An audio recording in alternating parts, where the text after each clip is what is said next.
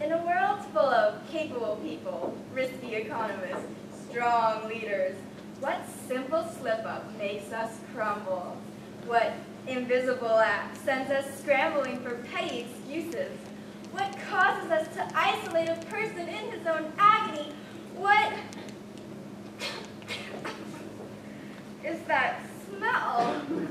Well, it's the normal bodily function known scientifically as flatus or flatulence, more commonly known as a fart. Do you feel uncomfortable? Does this sound send shivers down your spine? Well, by the time you're done with the speech, you realize that farts aren't just hot air. Farts have an interesting variety of folklore, an intriguing biology, and a nice way of ruining your social life, which I'll teach you how to avoid. So listen and enjoy. Let's start with the history of flatulence, starting at the dawn of time, the era of the dinosaur. According to a 1992 edition of Science Frontiers, farting dinosaurs significantly contributed to the Earth's atmosphere, making it warm enough and friendly enough for mammals to survive on. Imagine farting being a significant factor to our very existence. But farting didn't die with the dinosaurs. In AD 41, Roman Emperor Claudius passed an edict that allowed for abundant farting in his palace so that people wouldn't die of keeping them in. In AD 75, a Roman troop farted on the Jewish people, enraging the Jewish king and causing a major disturbance that killed nearly 10,000 people. Talk about a fart really blowing the lid off the place.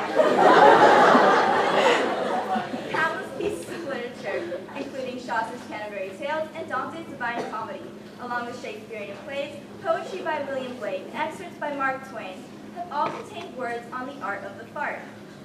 In the 1900s, there was a famous fartiste known as Le Pétomane, who was notable for his ability at producing and tuning his farts to a variety of sounds, including a puppy, his mother-in-law, and several instruments. Other celebrities also famous for their flatulence include Marilyn Monroe and Whoopi Goldberg. Marilyn was so frequent in her aromatic outbursts that her movie producers admitted to hiding her farts in their movies. And how did Whoopi get her name? Well, Whoopi had ulcers and thus farted frequently. So much so that her stage crew members thought she was a walking whoopee cushion. So now we can see how farts are not only an important part of our existence, but also our culture. But those same farts that roused up the evolution of mankind might also lead to its demise. Because according to the United Nations Food and Agricultural Report, methane from primarily cow farts, but also our farts, elephant farts, and surprisingly, millions and millions of tiny, tiny termite farts, which produce about 150 million tons of methane each year, will eventually ruin our atmosphere.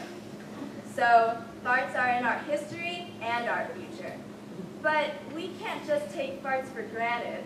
We need to get to the bottom of this explosive issue. So, to the science. How does one let it rip?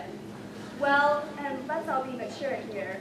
A fart's auditory components comes from the vibrations of your butt cheeks and other areas of the penis. But on a serious note, according to medicine health, flatulence is caused by an excessive amount of gas in our intestines.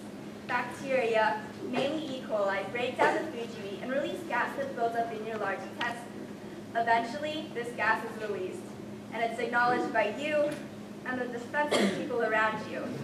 This olfactory or smelly component of the fart comes from the foods you eat and, surprisingly, your genes.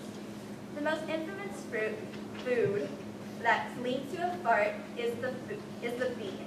The bean is so infamous because it contains a sugar known as raffinose that is extremely difficult for human intestinal bacteria to break down, causing an accumulation of stinky vapors. Similarly, foods with a lot of carbohydrates, sulfur, or fiber, like eggs, beef, broccoli, or Brussels sprouts, don't make the most attractive farts either. Dr. Lester Gottsman, a lead gastroenterologist, and yes, that is an occupation, says that beverages also play a role in the types of gas that you let loose. He says that beer is an extremely dangerous culprit because of its amount of carbonation and carbohydrates. And another culprit, coffee. So next time you want to go out on that cold winter day to Starbucks, maybe coffee isn't the best idea. You don't want to let slip the wrong idea to your date. It's better to be a heartbreaker than a windbreaker. But in addition to the food you eat, your genes also play an important role in the types of gas that you let loose. So say you have that aunt that leaves an almost visible toxic trail whenever she comes by. Well, science points to the fact that you might have the same intestinal bacteria as her. So you might also leave a visible toxic trail. But with all the upturned noses to farting, it's important to realize that farting is important and healthy. In fact, we should be farting around 15 times a day. So don't be a silent one. Let them rip. But not yet. First, we need to learn how to deal with the most important thing about farting, which is how to fart in public.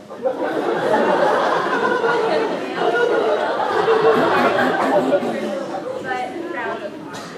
And if you're male or female, it's important to have proper farting etiquette in order to retain your social status.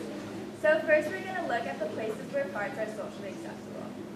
Basically, while skydiving and in your grave.